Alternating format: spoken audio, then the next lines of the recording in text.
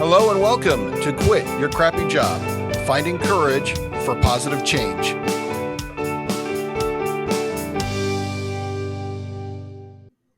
Hello, everyone, and welcome to this episode of Quit Your Crappy Job. I'm Jeff Hughes. And I'm Scott Wilson. And how are you doing, Jeff? I'm doing great. How are you, Scott? Doing fantastic. And it is Friday, June 10th, and we have a very great guest, someone I'm very excited to introduce you all today, someone who I now consider a friend. We have Jack Barsky. Welcome, Jack.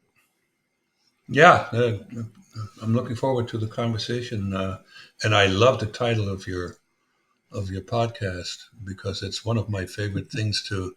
While I was operating in corporate, I was always trying to convince people that they should go someplace else. Even some of them reported to me. If the job doesn't fit, if you have to say thank God it's Friday, that you're in the wrong job. Exactly.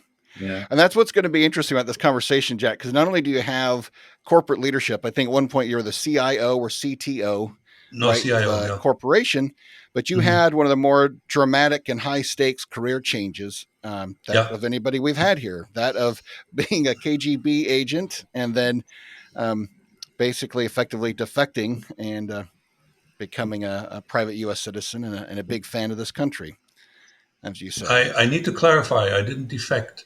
I quit. That you quit. That's right. Actually, that is absolutely true. It's absolutely true. Defecting means you go directly That's over right. to the other side. I did not. I just withdrew, and the other side then eventually found me. That's right. Which is an amazing story, an amazing, risky decision and adventure. And so we'll get into that. So, Jack, why don't you just, I guess, just tell us a little bit about yourself and we'll get into your story. In fact, telling us about yourself probably will get into your story, actually. I give you the abbreviated Cliff Notes version. So, born and raised in East Germany, which was the communist part of Germany. I was born 4 years and a couple of months after the end of World War II in 1949. And was born in the Soviet-occupied territory, which eventually became the German Democratic Republic. There was not much democratic about it. A vassal state of the Soviet Union. I was born and grew up in the country. It was like the hinterlands of East Germany. You couldn't be any more hinterland than where I grew up. There was nothing much going on there. There was very little industry. It was mostly farmland, and farmland wasn't that fertile. Culture was spelled with a small c. But I managed to work my way out of that place because I was a really, really good student. So the first 8 years, everybody went to the same kind of through the same education. After 8 years, we were separated. The top 10, 15% were going on to high school, finished 12 years. The rest of them finished 10 years and then got a job, learned a trade. So I was lucky enough to get to high school. And when I started actually studying, instead of just going to school and doing whatever I had to do, I aced it. So my final now this German word pops into my head and that blocks the English report card. My final report card had nothing but A's. So because of that, I was able to select my university, and I went to a university city. It's called Jena, Jena, and attended the Friedrich Schiller University, named after a famous German author and poet. And I aced that study, and it was chemistry. I aced it too. These were already a select 60 of us that were admitted to that program. and I beat the crap out of everybody. Now, the reason for that is, God has given me a halfway decent brain to work with. I'm above average intelligent, but I was not the smartest guy amongst them. What made me excel so well was I had excellent study habits. I threw myself into this. I was very ambitious, and I knew how to study chemistry, because there's not a whole lot of logic in chemistry. There's a lot of things you just need to remember, formulas, Right. and molecules and stuff like that. And I just always knew what I had to study, and I also knew what I knew before an exam. So this was this one famous situation for me was when in my fourth year we had a subject matter that was all over the place, and we had this massive exam, written exam, and when we got the papers back, I had an A, and the second best grade was a C. And I'm not bragging. I'm just telling you facts that and those study habits actually helped me down the road. But because of my excellent grades, and I became a member of the Communist Party. I was active in the youth movement. So this is how I got to the attention of the KGB, because they were looking for people like me. Now, And Jack, if I eventually could found stop me. you there for a Yep, minute, go ahead. I realize I had a terrible job introducing you, by the way. You are an author, by the way. Your book is called Deep Oh, Undercover, that too, right? yeah. I should have Uh-huh. mentioned that beforehand. I do apologize. In the book, you actually And I mentioned also have this. go ahead. Go ahead. No, finish up. No, keep going. Oh, I also have a podcast going. It's called The Agent. It's an audio documentary based on my life. Very very well done, but done by a professional company. It already got an award, a Webby Award, if you know what that is. Mm-hmm. That's okay. So Awesome. it's really good. Yep. We'll get the links for that, and we'll put it in our all of our websites and everything, so people can find it Okay. in the descriptions. That's awesome. I'll have to listen to that as well. But Jack, in your book, you talked about how one night your study habits, right? You had memorized a bunch of these formulas, and an incident came up in the class where you were basically called on the carpet, right, by the teacher. And it was like, well, Yeah. Jack, although that wasn't the name you went by at the time, if you're so smart, why don't you get up on the board and show the Yeah. class, right? I came across probably a little bit arrogant. I think so. Wise guy. And yeah, this was sort of an introduction to physical chemistry. And there was, and the night before, I was just looking at the textbook, and I, for the heck of it, just because I could, I memorized how to derive a formula in thermodynamics. And so the professor we had was probably more arrogant than me. He looked down on us. We were just little, stupid people that had the pleasure and the privilege to be taught by him. And so, towards the end of that lesson, he pointed out that we're going to have a test next week, and remember this formula. This is important. And I was just blurted out without thinking. I said, "Well, if you don't remember it, you can just derive it." Oh, he thought, I got him. Herr Dittrich, come, come, come to the front and derive away. And that's what I did, step by step by step. and he was just flabbergasted. And this is an indication of some cleverness that was innate. This set me up very well, because he now talked to his fellow professors, and he says, this guy is really good. And from that point on, when there were like verbal exams, when there were two or three people in the same room with a professor, I only got the tough questions. So some of the easy questions I had no answers to, but they went right past me. So that helped also with the grades. Well, actually, Jack, and one of the things I loved about that story is I think sometimes there's this hopelessness that can enter into some people's hearts. Like, well, those people, they're just really smart. And what I liked about that story is that, well, yeah, but you spent the time to memorize things. An opportunity happened where you were called on the carpet and you delivered. And then from there of course there was that pressure because now that you were the golden child, Yeah. now you kept studying every night to make sure you could handle the zingers that would come to, which Yeah. actually, Only the tough stuff. Yeah. yeah. And so that actually, funny enough, makes you smarter because now you're putting in the time to make sure. And I just reflected Yeah. on that thinking sometimes you just take for granted. Like I remember in the sporting world, people are talking about Peyton Manning going to perform in a game, and they were just like, "Oh yeah, he'll just do X, Y, and Z." And I thought, well, people just take for granted that he's just good. They just skip over all the work and the preparation he puts in to be good like that. And I thought about that's what you There's did. yeah. There's talent, and Yeah, talent has to be utilized by repetition, mindless repetition. Sometimes yeah. this is how I learned to speak English with just a trace of an accent by just doing mindless phonetic exercises every night for a year.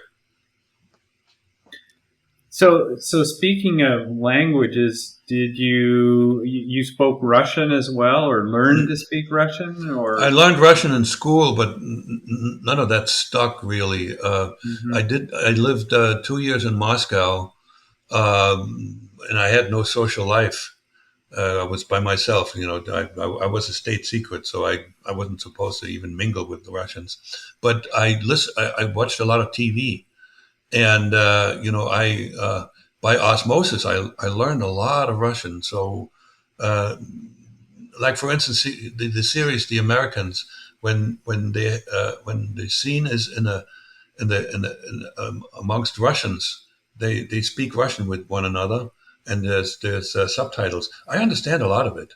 I can't speak it, but I certainly could find my way around in Moscow still and communicate the basics.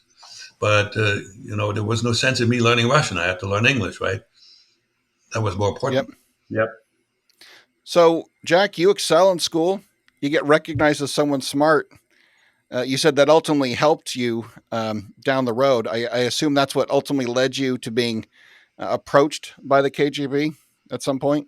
Oh yeah. So And how did so that happen? because of my grades and my activities in the youth movement, I just was a standout. And in those days, East German secret police, Stasi, they kept files on everybody.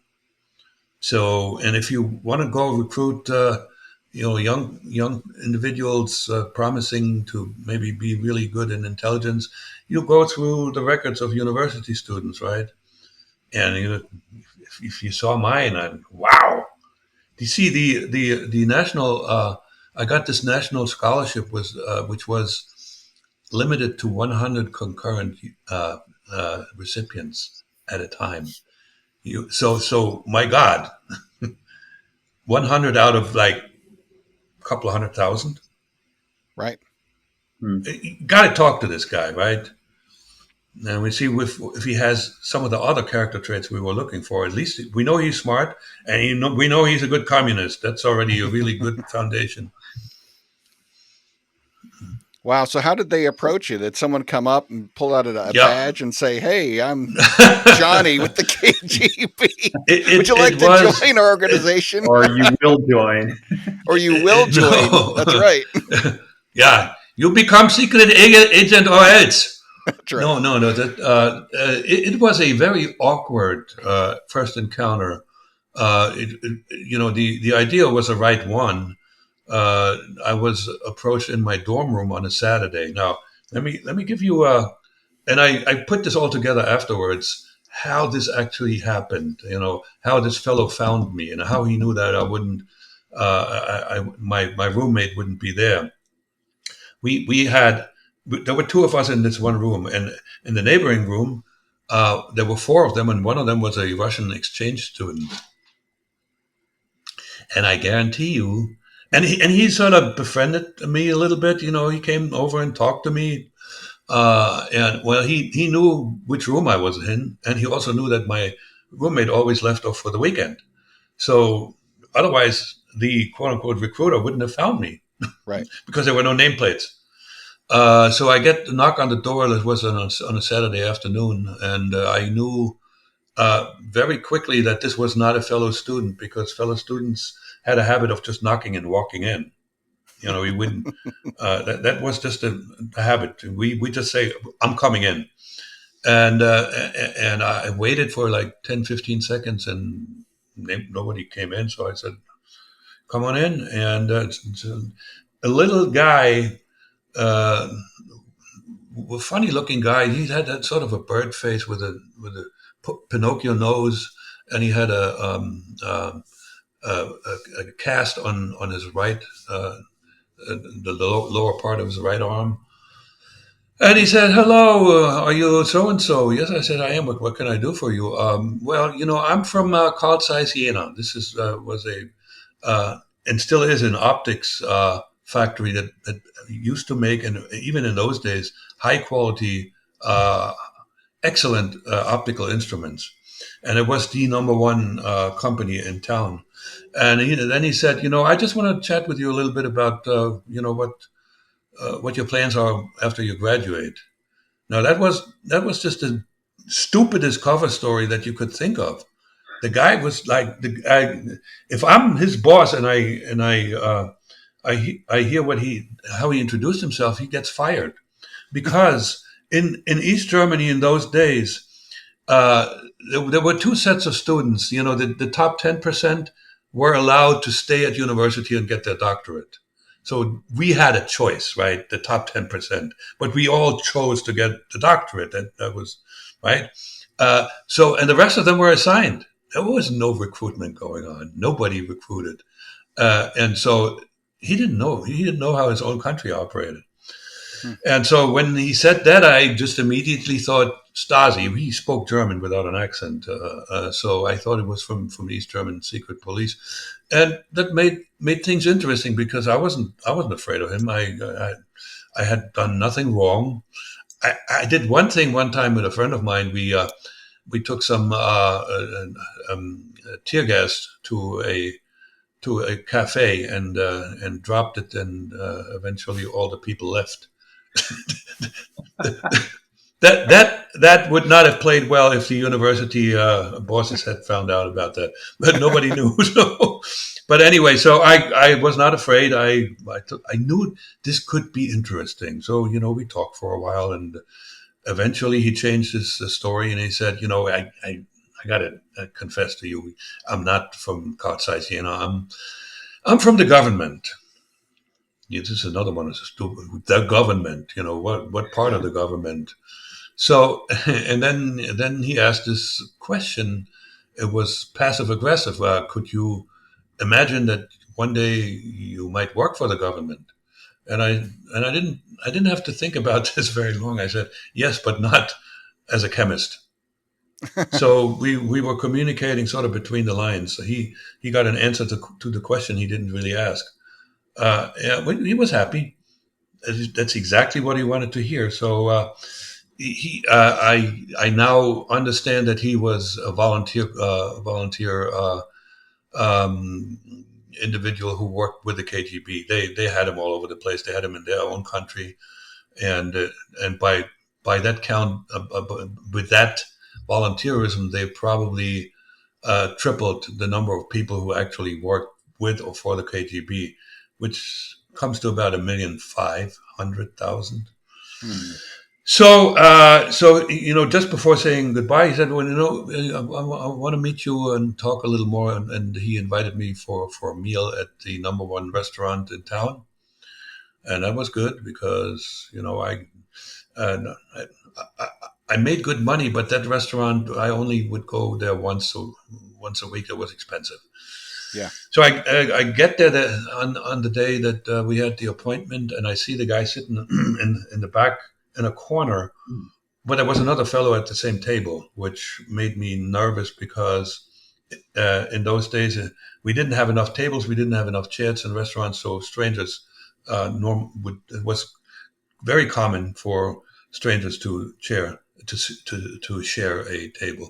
So I walked slowly in that direction, but he got up and came to me, and he took me to the table, and he said, um, "I just want to introduce you, my friend Herman.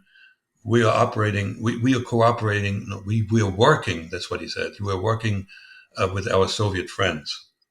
And then he said, "By the way, I have something else to do." And he left. He just disappeared. He left me with Herman, and so I obviously knew that Herman was KGB. And by the way, the other guy never introduced himself. He didn't even give himself a cover name. I guarantee you, Herman was not the real name of that guy either. We operated Right. We operated only with other names, no matter who we interacted with within the KGB. There may have been altogether 2 or 3 people who knew my real name. And the moment I started working with Herman, I became a state secret of the Soviet Union. Now, I wasn't in the KGB yet. This took a year and a half of this guy figuring out whether I have all the other traits that they were looking for, because smart and communist is not enough. One of my favorites is well-controlled inclination for adventure. That was me. High risk tolerance, generally fearless, and very highly adaptable to quickly changing situations, and the ability to operate for long periods of time in isolation. And it took Herman quite a while to figure all this out, and he made a really good guess, because when he eventually told his bosses that I should be recruited to join the KGB, he was right. A year and a half. Wow. He also gave me I met him once a week initially in his car, and then he organized a flat that was occupied by an elderly lady who was a communist, and she left when we met there. He gave me also tasks to do, to see how I would do with something that most people can't do, such as knocking on a door and getting the occupant who comes out involved in a conversation during which they tell you some things that you wanted to find out. I hated doing it, but I couldn't fail, right? Right. That's part of me. Failure is not an option. So I did well. Wow. So a year and a half of vetting, right? They Yeah. decide to, yep, you're in, you're our guy, you're in the KGB. I guess that you run into some type of training program at that point. Do they fly you to Well, Moscow? I mean, now I got to tell you how I was finally recruited. So they sent me yeah. for a practice trip to Berlin. All right. So in 3 weeks, go to Berlin. You're going to meet another guy by the name of Boris, and that was my first meeting where I only had a name, a time, a place, and a code phrase that we had to exchange to make sure that we are who we thought we were. And so with this guy, he gave me some things to do. He gave me Western magazines to read. That was good, because at that point I was already outside of the law, and I Right. liked that too. Uh, I've always been wired to be wary or contrary to authority, and even though I learned how to respect authority, otherwise, in that state, in that country, I would not have been able to function. So anyway, so after the 3 weeks, the last day, next to last day, he took me to headquarters of the Soviet army, and as well as the KGB in East Germany, and he didn't quite. he told me that I'm going to meet a very senior person. I'm thinking that was the head of the KGB in East Germany. And I walk into that room, and there's a little man sitting behind a big desk, very, very not impressive at all. But the moment he opened his mouth, is whoa. There was a lot of psychological energy. He spoke with a steely, loud voice, and he spoke only Russian. And at that time, I understood most of what he said at the beginning was all propaganda. So why we're doing what we're doing, the bad capitalists and the neo-Nazis and all that propaganda. And he didn't ask me much of anything. Actually, he asked me one question, and that was at the end of his monologue. He said, "So, are you in or not?" And I wasn't prepared for that. Nobody told me that was going to happen. And so I hadn't really made up my mind. I was still playing along, because it was fun. And, but I hadn't really made a decision that I would want to do this, because I had a phenomenal career ahead of me in East Germany. I would have become a tenured professor, and tenured professors, particularly in East Germany, were demigods. The one I got a glimpse of the salary that one of the tenured professors made. It was 10 times higher than mine when I first joined as an assistant professor. Wow. I mean, they were part of the ruling class in that city. And I wanted to be part of the ruling class, of course. Of course. Because I was smart. I knew better than everybody else. So let me just detour a little bit. Because I had that attitude, I do understand smart people in this country who think now as adults the way I thought as a young person. They're wrong. They're all wrong, and I was wrong. So, but anyway, so and I, I gave some. I played for time. I just gave some answers that hopefully I thought I could get away with. I said, I'm not trained, and I have to learn a bunch of things. Like I have to learn how to drive a car, which was kind of stupid, and I didn't really know all the other things that I had to learn. And he interrupted me, and he said, "Don't worry about it. We'll train you. But we only working with people who can make good decisions very quickly. So you got until tomorrow noon to tell Boris what your decision is." Now, people always asked the question, would it have been okay for me to say no at that point? The answer is yes, because you don't press somebody into a job like that, because if they do it against their will, they will defect first chance they get. I see. So you got to have somebody who jumps in with both feet. And that was a sleepless night, and it was like 50-50, career here. And I had made Jena, the city, my hometown. I loved the city. I already was somebody at the university. My family was my basketball team. I didn't have really good relationships with my father and my mother. There was no emotional connection between them and me ever. But I loved playing basketball, and I knew I would have to give all of that up. But you know what? What ultimately made me say yes?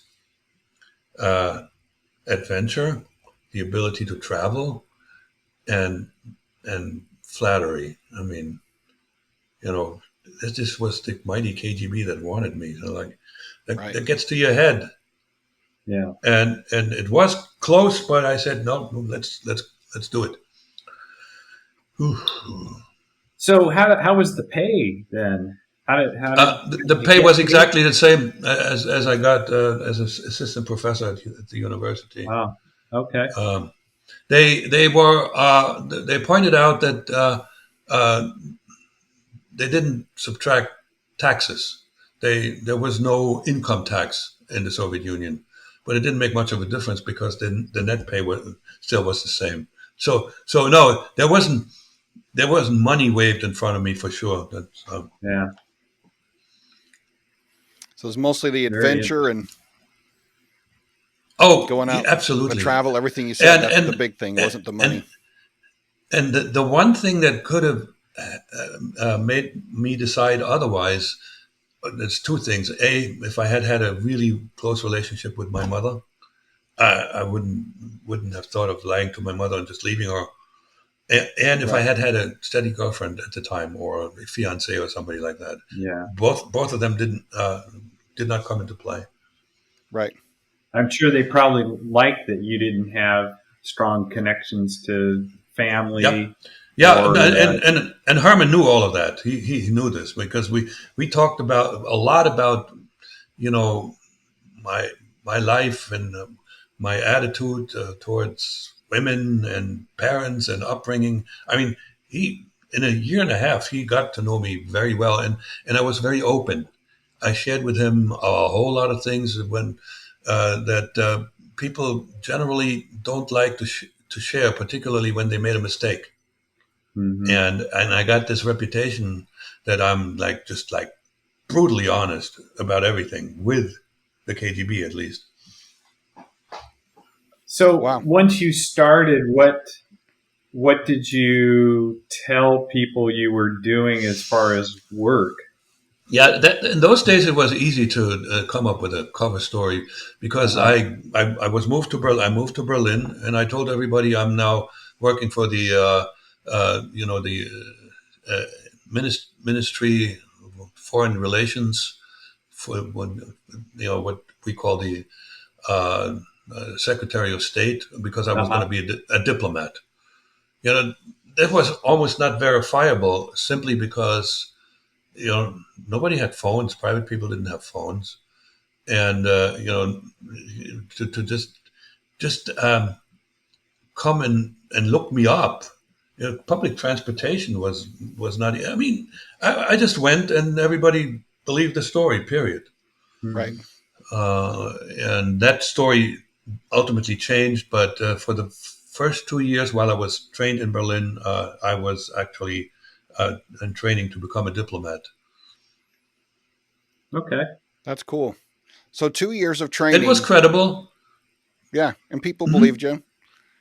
But you're trained in Absolutely. East Berlin for the next 2 years, Y- right? yes, sir.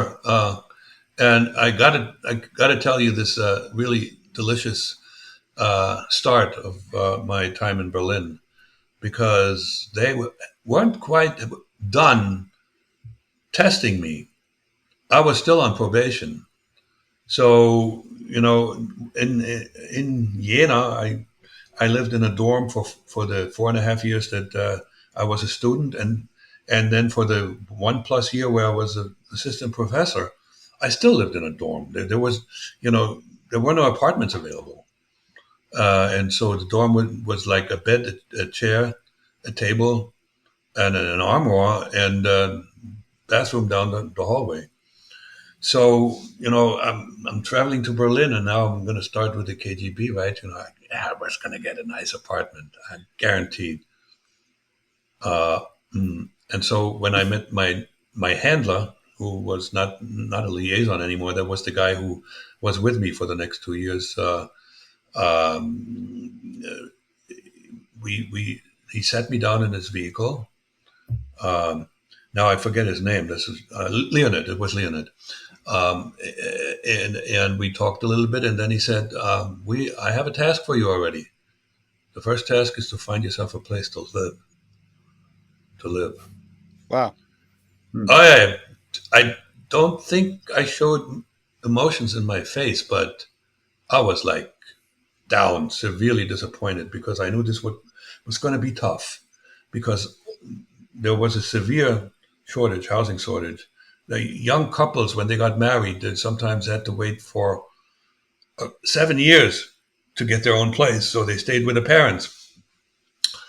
And all the housing was controlled by the government. Hmm. So I knew that there's no way that I could get an apartment if I went out there by myself.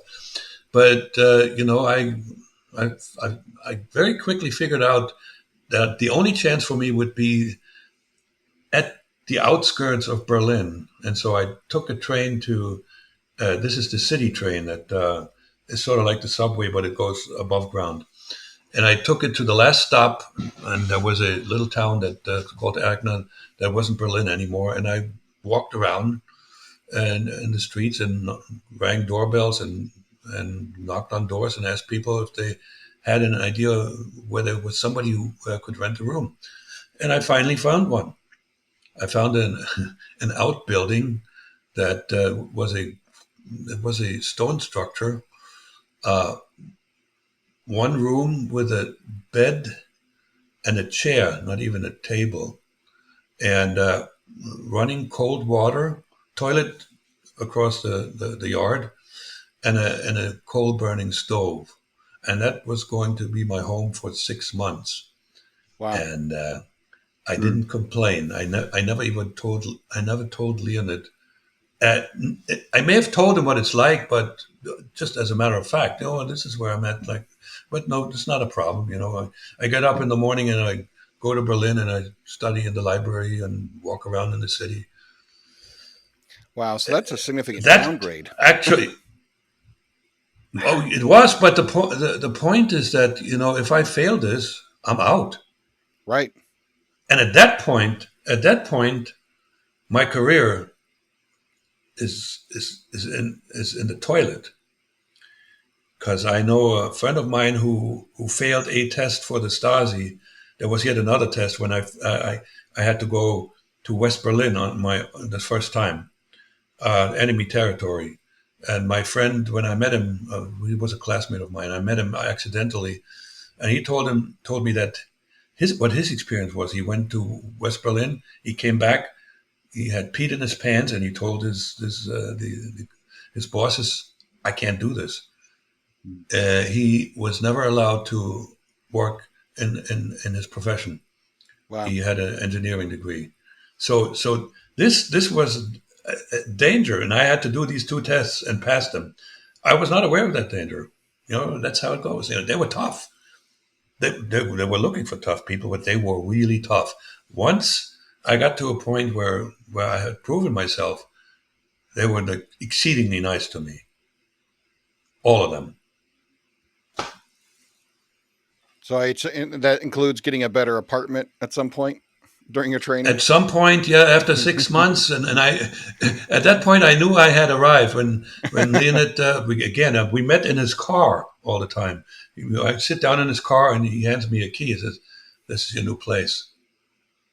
It wasn't palatial, but it was a studio with a kitchen, a full size kitchen, and the bathroom was just down the stairs, like half a flight of stairs down. It wasn't outside, and it was in the city. And then he gave me 1,000 marks to buy furniture. So yeah, nice. So Jack, if we fast forward a little bit, you go through the training, you get your assignment. Yeah. You come into the United States by way of Canada, and that's documented in your book. The question I have for you is: you come to the United States. I mean, your great adversary. What's your impression when you come into the United States? Well, my first impression of the West, other than West Berlin, Canada, which for that matter. Yes, I was Canada. Okay, Yeah. I had a practice trip to Canada for 3 months. I spent 2 months in Montreal, and then another month more to the west. The two towns I went to were Windsor and Sarnia, I was prepared for the riches, because and when I had my apartment in Berlin, I was encouraged to watch a lot of West German television. They didn't have to encourage me. Right? So I had a feel for what it was like, and we all rationalized this: the standard of living, the higher standard of living in the West as compared to all the Eastern countries, was because the capitalists were stealing the wealth from the third world countries. Imperialism, and that's Right. and so I wasn't surprised. I liked it, and I started counting the money. Then I had a daily allowance to buy food and stuff like that. I saved as much money as I could because I could, with dollars, I could buy some goods, Western goods, in special stores in East Germany. So that did not at all shake my ideological foundation. That took a while. That took a while. And actually, when I first started questioning everything that I had learned in terms of the communism versus capitalism and so forth, that's when I actually joined American society and a workforce, when I became a programmer, starting for an insurance company, MetLife. But this I was still gung ho 100%, and I was going to do the best I could to undermine the country I love now. Now, Jack, you know, your journey to becoming a software programmer was not trivial, right? You came in, you had problems trying to get Yeah, some of your documents when you got in the United States. You were one of those riding a bike to deliver mail, one of those yeah, kind of yeah. guys. I mean, it Well, took you a while to get to that point, but yes, how did you get to that point? I mean, how do you become a software engineer? You know, so the plan was for me to actually acquire bona fide. I had a authentic copy of a birth certificate for Jack Barsky. It was a young man who passed away at the age of 11. That's how the Soviets and even the Russians get steal identities. They go to graveyards and find folks who passed away early, and I don't know how they can do this today, but in those days, America was wide open. You could get a birth certificate of anybody without having to show who you are and why you're entitled to get that birth certificate. You had to just pay the fee. So right, anyway, so I come to the U.S. with a birth certificate. I had no other documents. I was supposed to, become authentic. So I had to get a driver's license, particularly driver's license, and social security card. And in those days, it was okay. I claim to have been born in the U.S., but in those days, you could get social security as an adult, simply because there were a couple of groups that were exempt from Social Security: farm workers and employees of religious institutions. And so I spent my cover story. I spent several years on a farm in upstate New York, and then I came to New York City and decided to see if I can make it work. And since I had no work history, I couldn't pass any background check. I had to find a job where nobody asked any questions. And so I became a bike messenger. I did that for close to 3 years. And unfortunately, and maybe people can read about this in the book, my attempt to get a passport failed. right, I made mistakes, and if this person who figured out that something was fishy about me, if he were still alive, I would get on my knees and thank him, because if I had gotten the passport, I would have moved back to Europe, a German-speaking country, and there I would start a company, and the KGB knew how to get money into such companies, and I right. would have come back to the United States with reasonably wealthy, and I would have been able to join any country club, no questions asked. Because where did you make your money? I did, like, maybe I was selling books in Switzerland, Right. and you join a country club right next to the Pentagon. I mean, I would have become a very, very dangerous agent, because I had the personality traits and the ability to operate with people. I just needed to get the entry to the folks where they have the secrets. Well, it failed, so I had to go. This is how Plan B set in. They said, "Well, now go to college and become a professional." So I got a high school equivalency diploma, and then I entered City College, City University, Baruch College. Studied, got a degree in business administration with a concentration in information technology. And I gotta mention this not because I'm bragging, but it's really delicious and stupid on my part. I graduated as valedictorian. Wow. Right. Yeah, no, but that was not a good idea. I wasn't supposed to be a standout. So and this was a vestige of cultural ignorance. I was just like I was bragging to a pretty girl who was chasing after the first semester. I had all A's. I said, "Well, I'm just going to ace the whole thing." And now it was out. And now I really tried hard. There were a couple of A minuses that I negotiated upwards. The last one was a marketing guy who gave me a B plus, and I went up to him and I says, "You're ruining my perfect average. Could you just like okay?" And he gave me an A. So now I'm called into the dean's office one day at the end of it was already the last couple of days, and he asked me, "So, what topic are you going to be speaking about at graduation?" I said, "Speaking? Well, yeah, you're the valedictorian." Oh shit! I did not know that you automatically have to give a speech, and so I tried to talk my way out of this. I used a couple of arguments that he defeated with the following statement: "If you're uncomfortable speaking in front of a lot of people, just write the speech and we let somebody else read it." And that I couldn't do that. No, that's like that felt really really bad.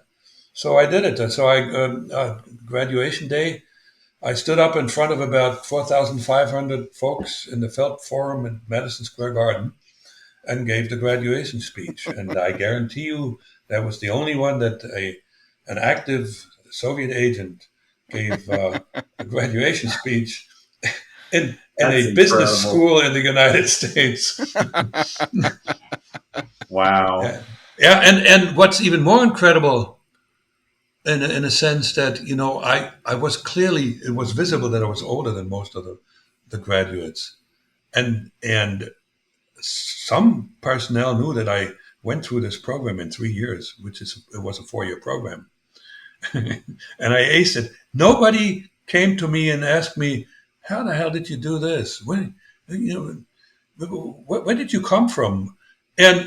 And I spoke with a touch of a German accent. So not a journalist, not even the school paper came to me and asked me some deeper questions, and that was the reason I shouldn't have done this. But I somehow I'm thinking God made me go on because He had other plans. He didn't want me in jail. Did your handler or anybody in the KGB find out No, that you spoke? no, no. And if they had found out, they would have reprimanded me severely. Yeah. But the rule was to stay away from your undercover agents, because if you get too close, you might act, because the folks with official cover, mostly diplomats, were mostly known to be agents, and so they were being followed and they were being Right. watched. So if they got too close to me, that would endanger me. Period. And Yeah. and so I really, the rule was never to meet, for illegals, never to meet a KGB agent in the country where they operated.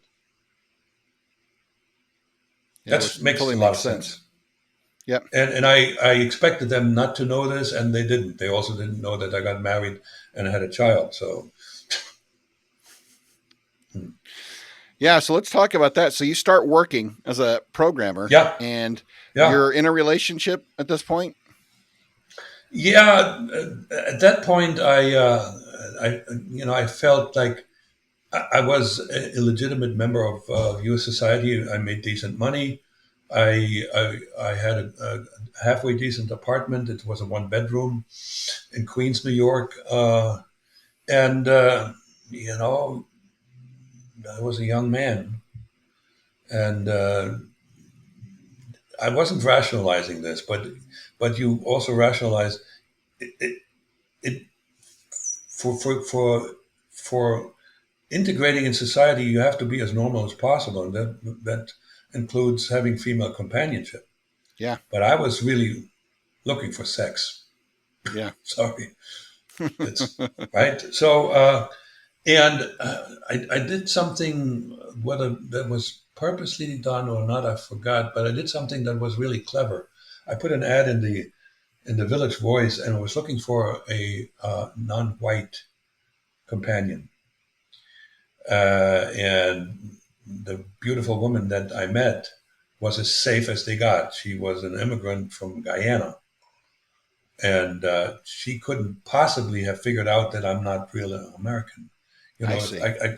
I wouldn't. I would have done not very well with an intelligent white woman I because see. also women more often asked me about my accent. Men typically didn't. That's interesting. And anyway, I wasn't fully American yet. I still am not 100%, but I can fool most of you people nowadays. So, and she was safe. Yeah, what I didn't know that one day she dropped a bomb on me. She said, "You know what? I need to get married. Could we still see each other if I marry another man?" That was an odd question. I said, "What? Well, I'm illegal, and I need to marry to become a citizen." And she had tried it once before, and the guy took the money and Wow. ran. He didn't file for her. Wow. So, I didn't love this woman, but she was pretty and she was a damsel in distress. And I figured, I can make her legal. I had the documents. I had an ID You've and I worked for a had few the birth years now. You got certificate. the documents. Yeah, that too. She has no idea So that you're there illegally too. no, she had no idea, and so I filed for her, Mm, and then I tried to prepare her. What we knew would be an in-person interview, and so in the in-person interview, they try to find out whether this is. Oh, and so I married her, right? right. And so in the whether the marriage is legit. So they would separate the two people and ask them about, can you describe your bedroom? And Yeah. what's your husband's favorite food? So Right. tried to we practiced this for a while, but then one day she dropped another bomb on me and said, "By the way, I'm pregnant." Wow. Now that was not part of the plan, but I now know this was part of her plan because that's the modus operandi that even today, third world women uh, employ to secure themselves a man Yeah. to have a baby for them. She told me she was on the pill, and I in those days I figured, oh yeah, it was an accident, and so I told her, I will take care of you and the baby, but I will not ever play father. We would be separate. But the interview was real easy because she was visibly pregnant. The lady who was going to interview us, she looked at her and said, "Oh, you okay?" So she got a green Wow. card The and hand of providence again. became a, a an official U.S. citizen well before me. That's right. So she's now Yeah. naturalized and you still aren't actually. Yeah, That's I'm amazing. still a phony, and I That's couldn't right. get a passport. So thank God she never asked me to, can you come to Guyana with me and meet my Right. family? Meet the parents. Meet the parents. No, Can't leave the country. Yeah. nope. Wow. I would have So, come up.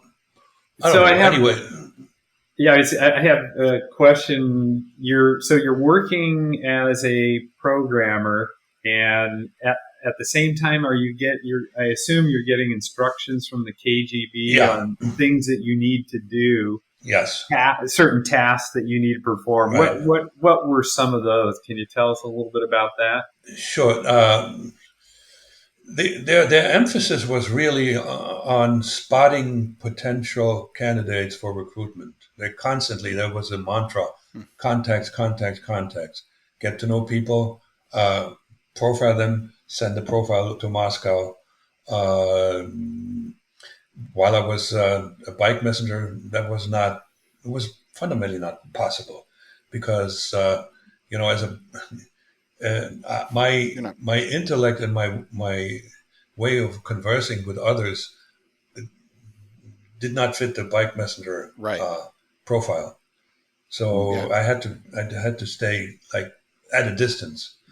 And once when I became a professional, yeah, I could make friends that were of interest, even and in college as well. In college there were a lot of interesting students, and you figured out, where they were ideologically. We tried to find people who would, if they were recruited, the the primary motive would be ideological, whether that be left or right. It could be false flag, right? Right. Money and extortion doesn't work in the long run. Right. Money is, whoever pays more will get the goods, and extortion eventually blows up. So, I profiled probably 15 to 20 students that might have been of interest. They never told me what happened, what they did with that.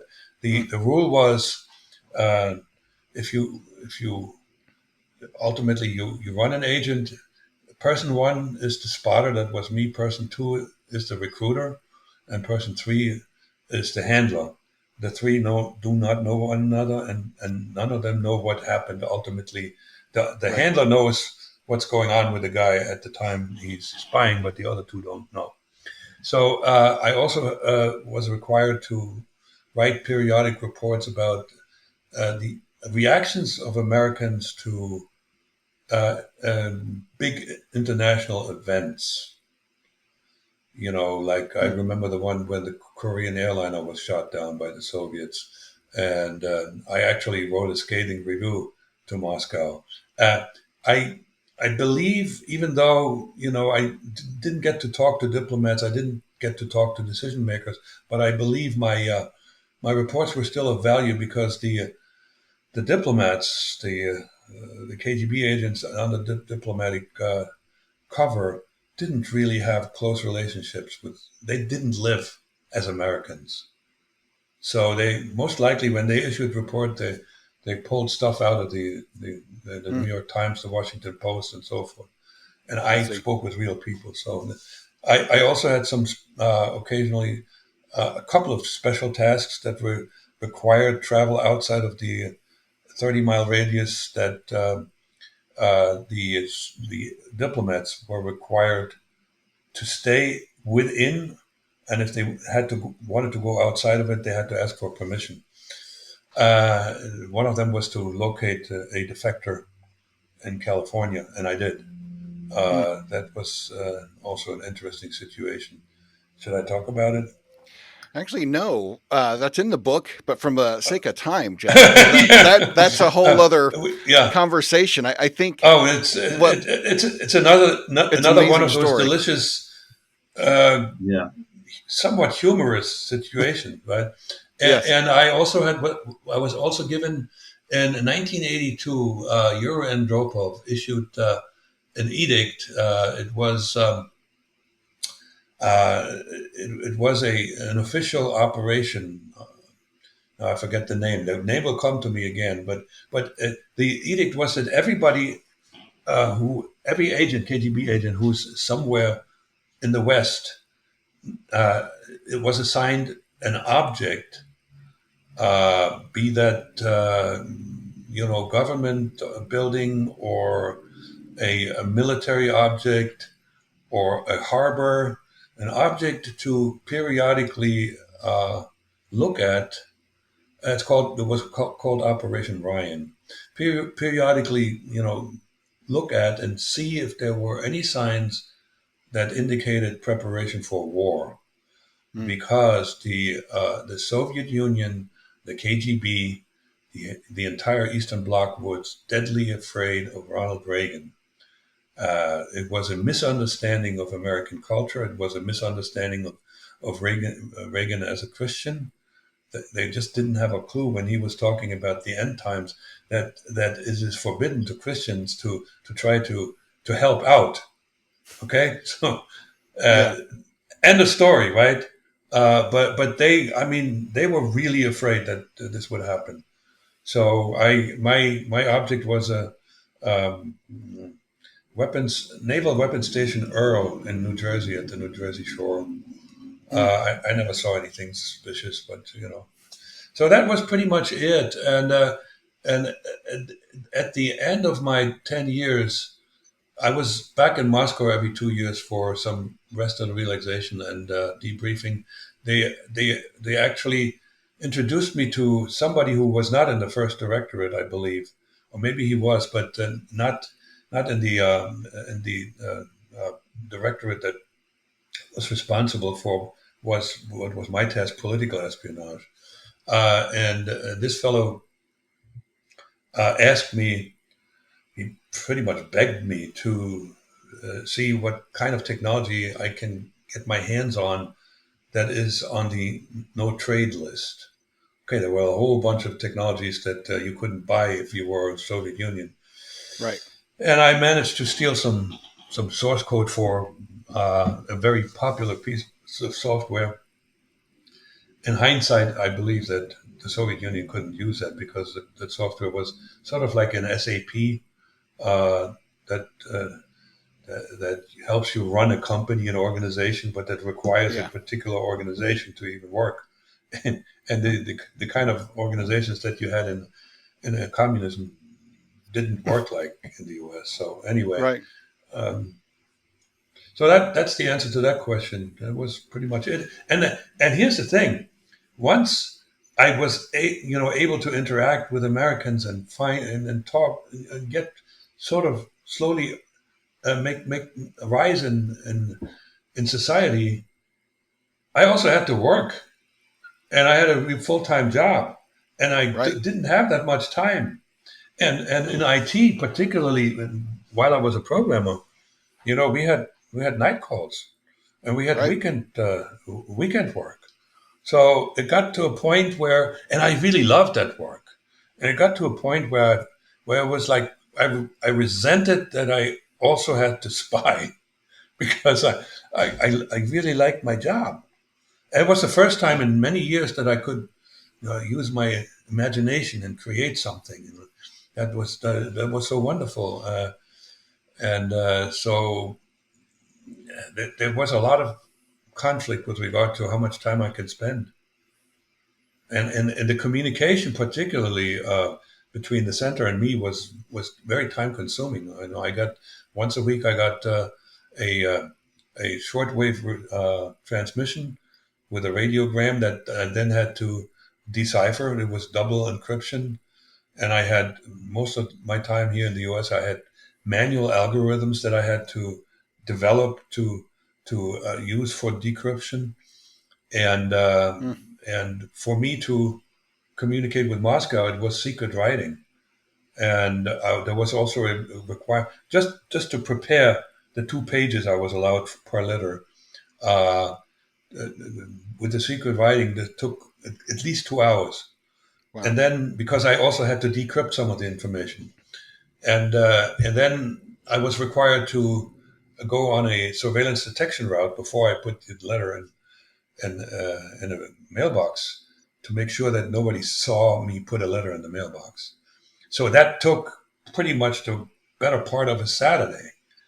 Wow. So lots and lots of time. It was very awkward to operate as a fully functioning agent, having a full time job. Now, if I had had like a business with a business partner, where you like be in and out, or a business where interesting people come and do business with you. That would have been different, but we didn't get to do that. Hmm.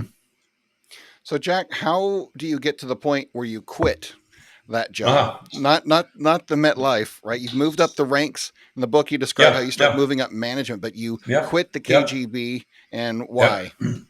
Well, it was 1988, and my the pregnancy became a little girl. Uh, I got a picture here. I'll show her. This is when she was 2 years old. Cute as a Well, button. yeah, Can you see this?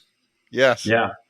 Uh, um, so, and I had I had watched her grow up. I took her out of the hospital. I saw her initially; she was in an incubator, hmm, and I took care of mom and daughter. Initially, I put them up in an apartment separate from me, and then it got too expensive, so they moved in with me.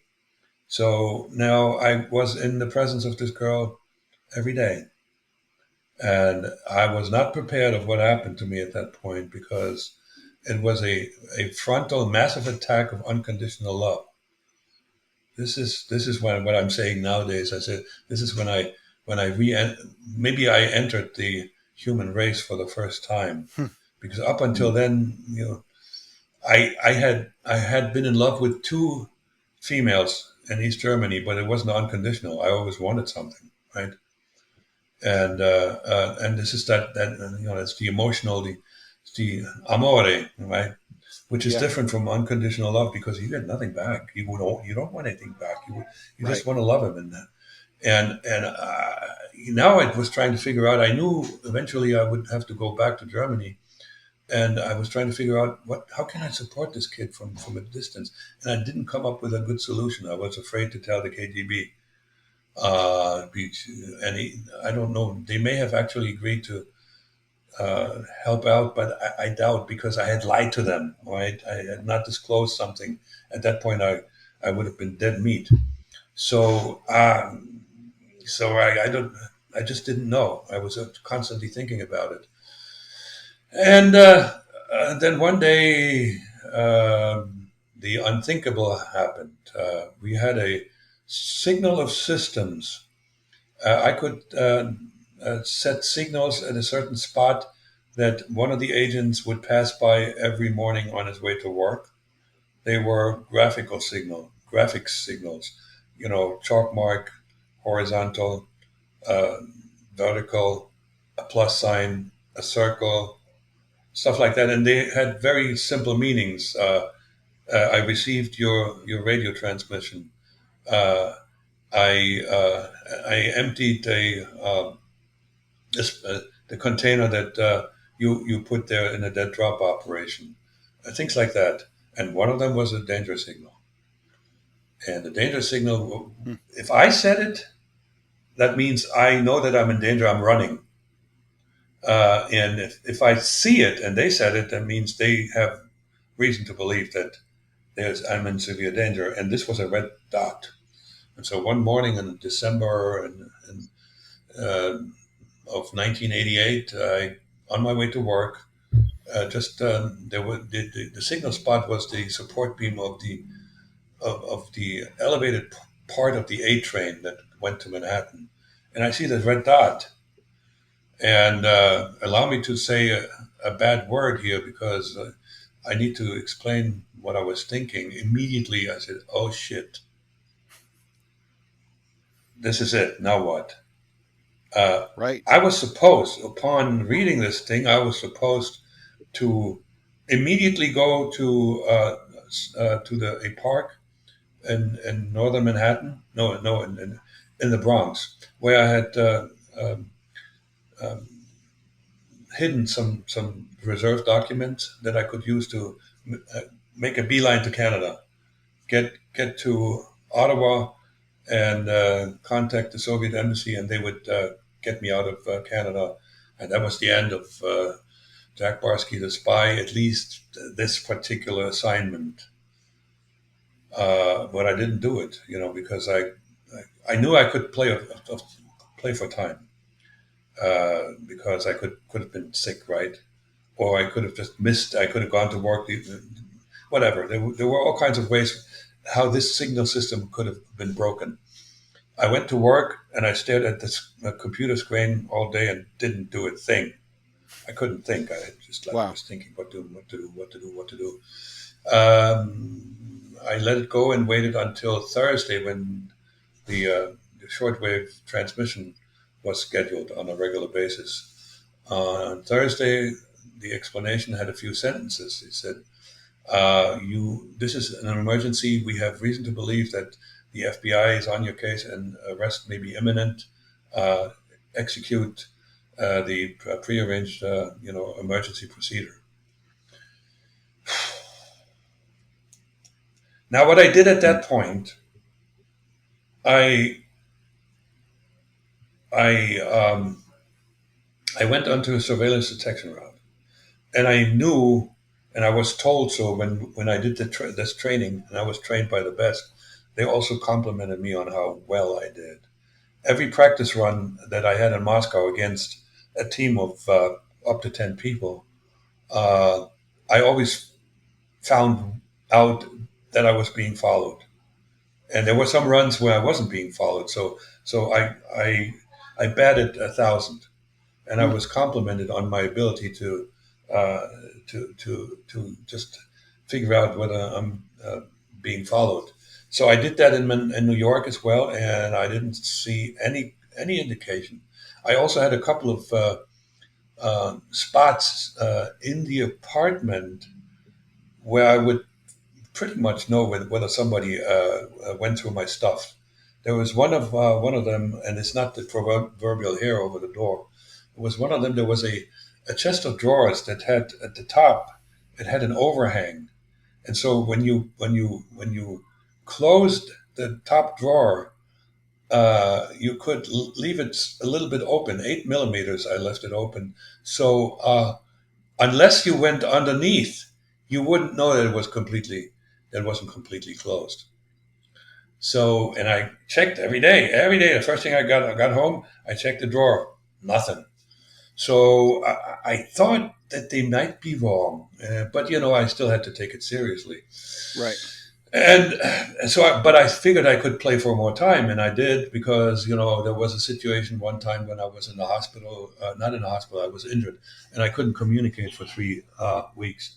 So that could still have been the case, but then one day after the 3 weeks were over, it was really over. It was decision time because I was approached by a stranger waiting for the train, subway, and they knew how I went to work. I had to tell him that. So he just like waited for me, saw me pass in the street, and then came after me. And it was still dark outside. It was December. It was maybe 7:30, and he just came up to me and whispered into my ears, "You gotta come home, or else you're dead." Right Wow. now, I knew that they knew that I knew, and we both knew. So it was decision time. I was forced to make a decision: either stay or go. Stay means I, I I hope I get to support the child, but I could also be arrested. It was a greater than zero risk for sure. They could be right. Right. And go means I go home as a hero. I had received the second highest decoration of the Soviet Union the year before, so I would have been well treated. I had a lot of dollars saved. And most likely I would have still done some spying, but short, trips into all kinds of Western countries as a courier. Yep. I was as good as well trained a spy as they had. So all the good stuff was over there, and all the threats were over here. And so,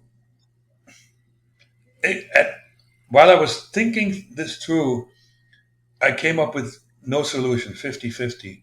Then I got the next radio transmission uh, called me to a dead drop operation. They didn't know that my reserve documents were still where they were. I actually found them much later when I showed the FBI the spot. They were still there. Um, So, and they indicated that in that operation they would hand me a passport and and a bunch of money for travel. So, okay, I figured I go and take take the money and the passport. At least I could keep the money if I decided to stay. Right. All right, so this was in a park in Staten Island, and this was the only time that uh, they scheduled one in the dark. Now that was not a problem for me because the spot in that park on Staten Island I had found myself. It was easy to find. It was about 100 yards into the park, down a path that was next to a road sign, a traffic sign, and was right at the bottom of a tree that had fallen and was hollowed at the bottom. So that's where the container was to be placed. They used uh, crushed oil cans. So I, I, I I parked my car far away, not far away, but away so that I could maybe had a 15-minute walk. I passed by the signal spot that indicated whether the container was there or not. Uh, the signal was set, so I confidently make a beeline to the spot. And I must tell you one other thing. I also got great compliments about my ability to describe spots that I found. So there was no question. People always found them, and this was the spot that I found myself. So there was no question that this would go like all the other dead drop operations. So I get to the spot, and I had a flashlight because there was really nobody in the park, and I didn't see the can. I made a double Mm. take, and I walked around a little bit. I walked a little further. There was nothing.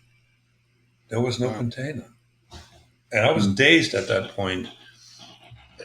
And as I'm walking back, it popped into my head. That was not an active thought. It just popped into my head. It said, I'm staying. I have no explanation for that other than that decision was made for me. And so I can't really take credit for the decision. It wasn't an act of bravery. It was just like, that's what you got to do. And so that's what I did. And for the no, the next thing I did, and I told the now that they needed to hear from me, so I wrote him a sort of a Dear John letter, stating, and there wasn't secret writing, stating that I understand that I'm in danger, but I cannot come because I have HIV/AIDS. And I made Wow. this very believable because I traced it back to a lady friend that I once interacted with, who I had written a profile about, who had a relationship with a drug user, and she caught the AIDS from him, and that's how I got it. And since I had this reputation of being so damn honest, and since they couldn't imagine that there was anything that would make me come up with that lie, they believed it. And so they went, and I didn't know that. They went to my German family and told them that I passed away. Wow. And I also asked them to hand my German family my dollar savings. Apparently, they gave some, but not all. So I think one or two agents stole the other half. I didn't know this, so I Wow. now was worried that they might actually come after me in some way because I knew that the KGB had a track record of doing that. So this was also, I didn't think it was super uh, likely, but it was clearly, the likelihood was bigger than a 0%, and particularly because of that sentence, or else you're dead. Um, Yeah. so the next 3 months, I would make sure that I was not reliably found at a certain spot during a certain time. So I changed the way I went to work. I changed the times when I went to work, and I just I zigzagged my way through life at that time. Wow. And after 3 months, I thought I was in the clear. The FBI hadn't said hello. The KGB wasn't coming after me. So this is when I decided it was time to tell my wife that we should buy a house in the suburbs, which is, this is the start of, my version of the American dream, because this is what I knew, quote unquote, that I would live out my life as never detected, as an undercover, inactive agent, and never go back to Germany, never travel out of the country, doesn't matter. Just like, become a private individual. And that's what I did for the next, uh, it was about 9 years until the FBI changed my life again. Wow. So you were on edge. It sounds like for about 3 months. Did you settle Scott's still down? there. I don't see him. What's that? His picture is clocking. Oh yeah, it'll clear up in post production. I don't hear anybody either. I hear Can you you. hear? You can hear me? Yeah. What are we doing now? Yep, we're here. Yep. Okay, you can see Scott? Yes. Okay, then that's fine. I don't need to see him. So, all right. So that's pretty much the end of Jack Barsky, the undercover agent, undercover legal. I, Wow. I I now Incredible. I concentrated on my career. I did really well. I made it all the way to CIO of a very large energy company, the largest independent energy producer in the United States. Made really good money, and changed housing a couple of times and wound up in a mansion. And I got to a point where I told my wife, I don't know what to do with all the money, because I'm not into big spending and expensive cars, and like the house I only bought for her and the child. So and I forgot that I once was an agent. Yeah, I just put that away. I forgot that Wow. I was once a German, and then the Mm. FBI shows up. Well, that brought everything back, obviously. Would you like to ask the question, or should I just finish the tale?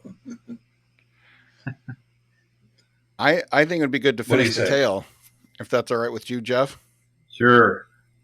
All right, so let me finish. So this was, and this happened a lot in my life, and it probably happens in everybody's life, except I am fully aware of it because I was able to reconnect with people that were important in my past, and that includes obviously the FBI that investigated me.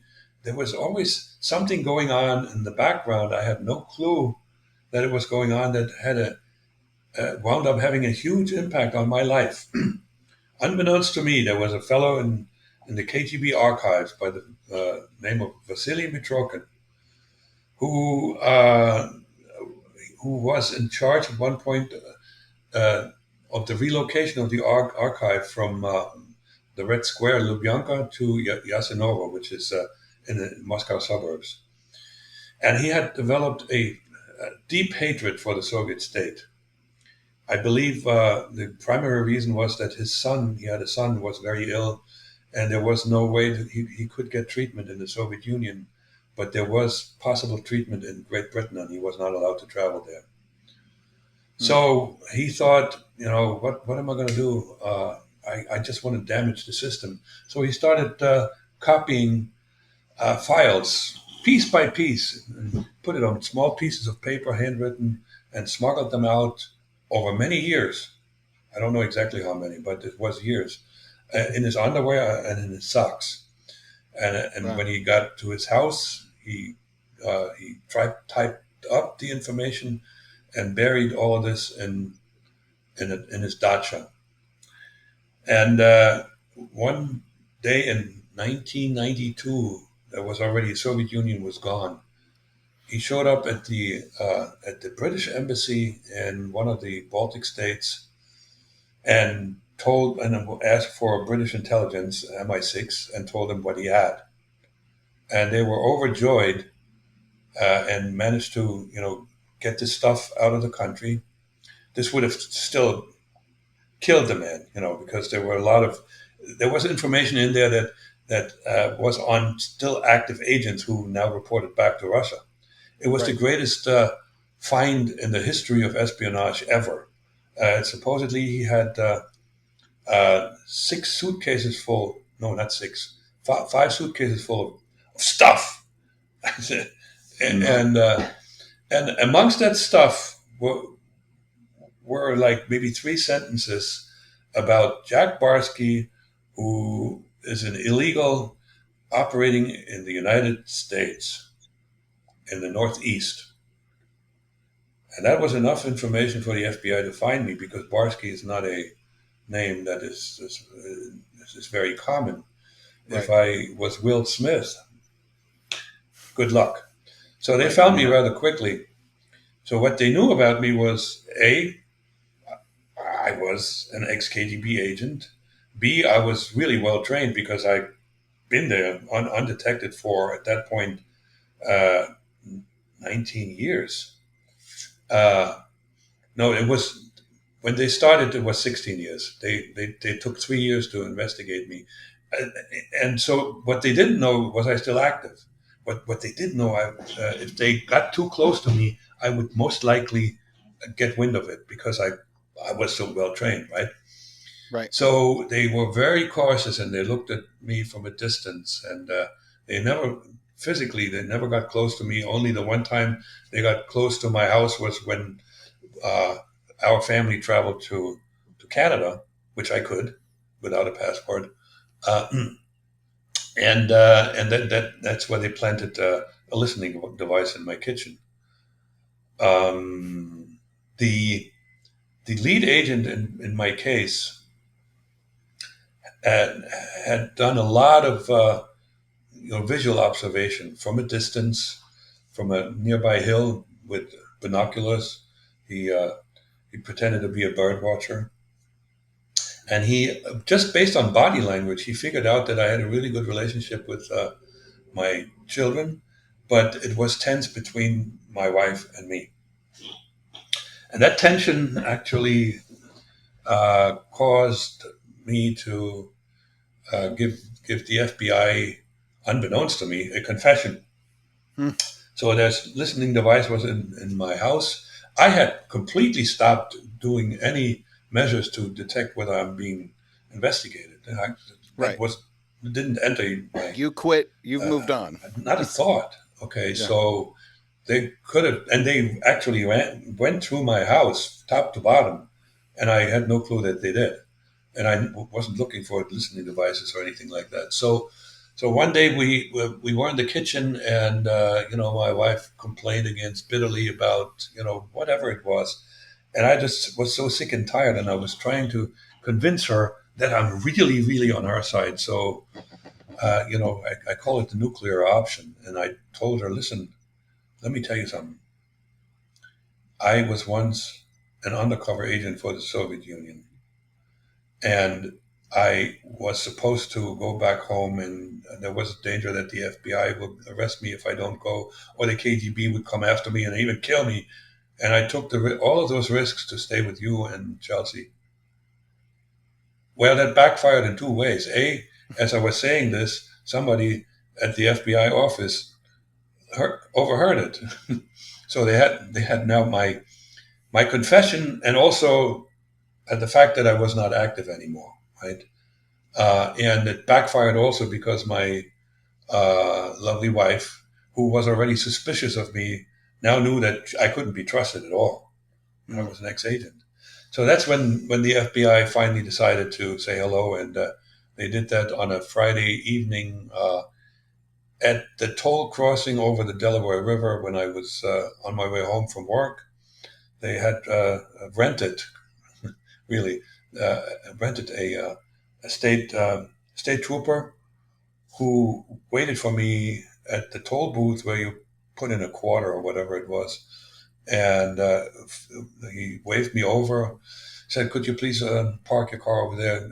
It's a routine traffic stop." Then he asked me to get out of the vehicle. And I didn't think that was odd at that point. But then there's a man coming from my right. And before I could even have thoughts about what that is, he flipped an ID in front of me and says, "FBI, we would like to talk to you." And that was at the point where it's like the Hoover Dam of that I had built in my brain, behind which all the bad memories were. The Hoover Dam just broke, and I mean, all the memories came right back. And the agent, who is now a good friend of mine, told me that at that point I went white as the snow. This is the fight or flight response from that comes from your primitive brain. Yeah. But you also complimented me multiple times how quickly I recovered. So they took me into their vehicle, and when I say they, there was uh, another agent sitting in the vehicle, and I just looked at him, and I saw a gun strapped to his ankle. So this was real. And Yeah. my first question was, "Am I under arrest?" And the answer was just a plain no, which gave me a glimmer of hope. And the second question that was instinctive. I knew I had to be liked. I know the guys, if they don't like you, they have no personal interest in Right. helping you get out of a tight Yeah. situation. So I asked them, "So what took you so long?" and and the guy next to me couldn't suppress a smile. So sort of that broke the ice to some degree. And once they got me to the motel room that they had rented an entire uh, uh, uh, floor. This was a one-story motel. It was uh, two sections at a right angle, and they had rented all the rooms in one of the sections, and they had guards at either end, and they put me in the middle room.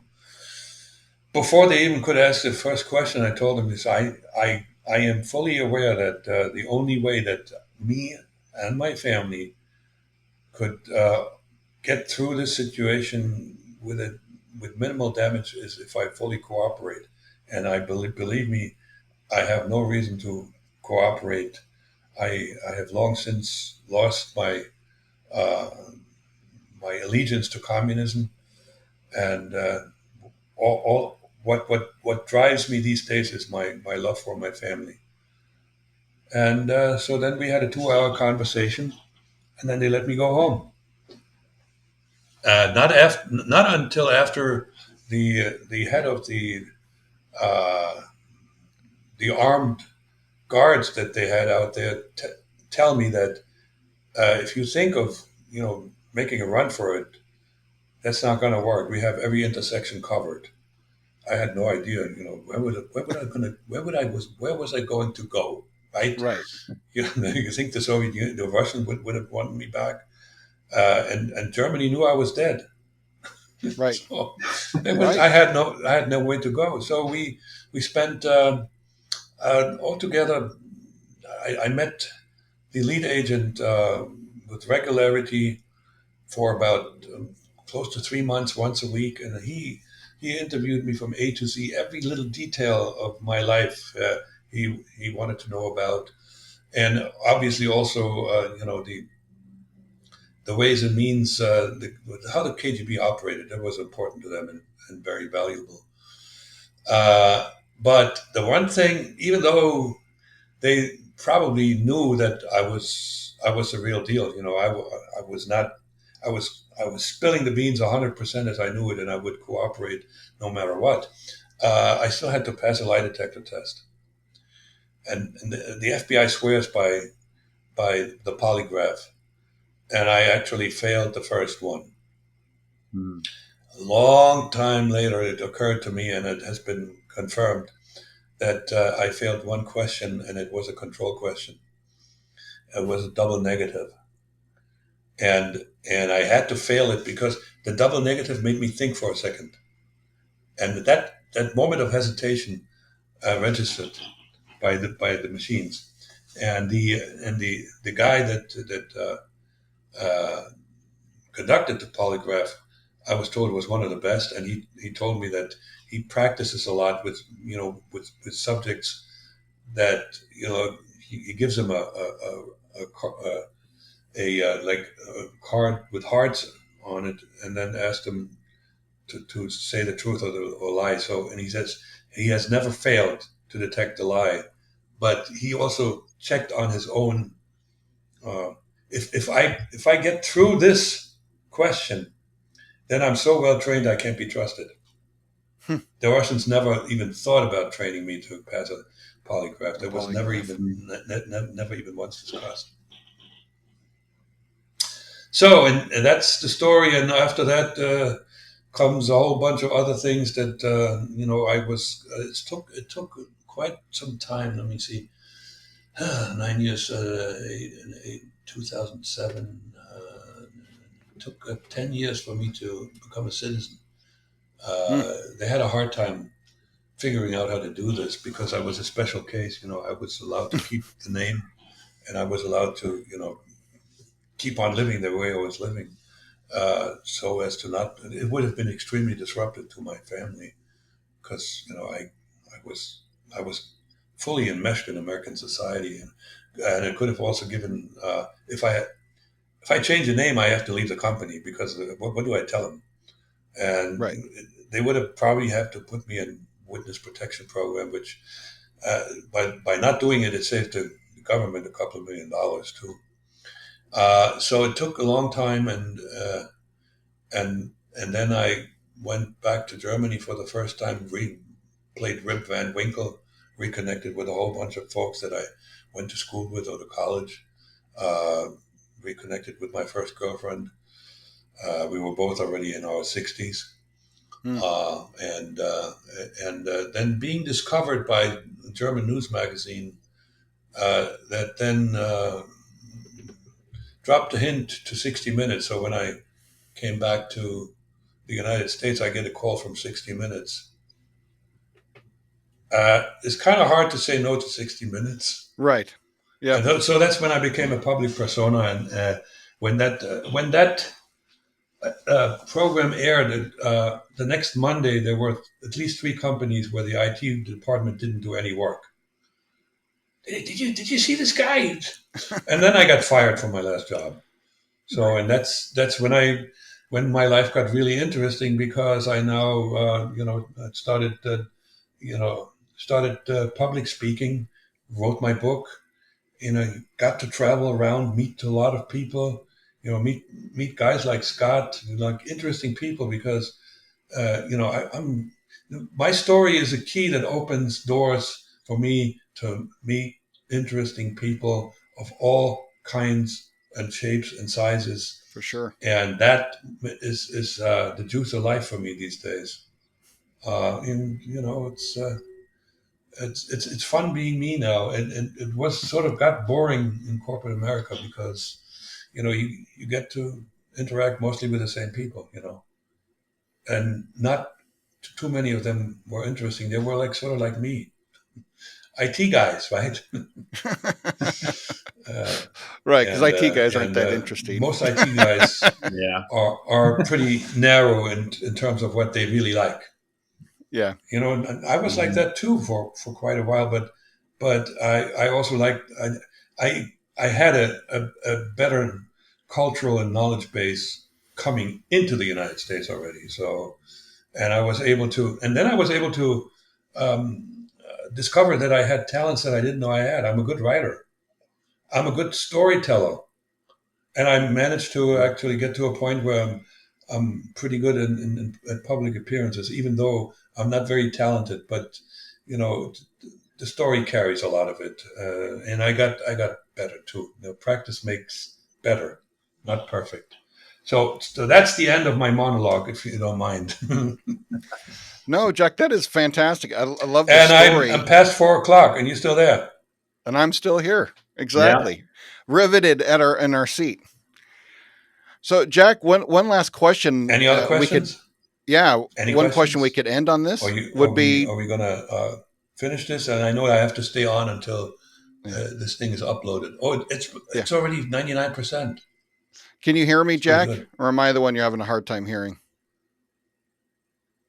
Can you hear Scott okay? I hear Scott not at all. Oh, not Oh, at that's all. weird. Not at all. Okay. No. I see you and I hear you as well as I heard you the entire time. Oh, So I that's don't know what weird. happened. So Interesting. you may have to end the session. Yeah.